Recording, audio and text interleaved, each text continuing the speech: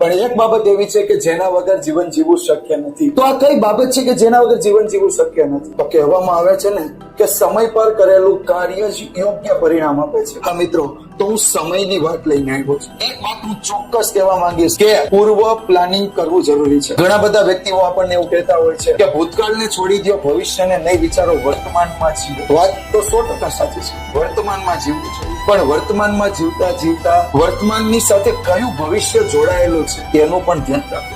અને એક વાત હું ચોક્કસ કહીશ કે એક વખત જો સમયને તમે માન આપી દીધું, સમયની જો તમે કદર કરી લીધી, તો મિત્રો ક્યારેય પણ એવું નહીં બને કે તમારે તમારા નિર્ણયમાં પાછળ પડવું.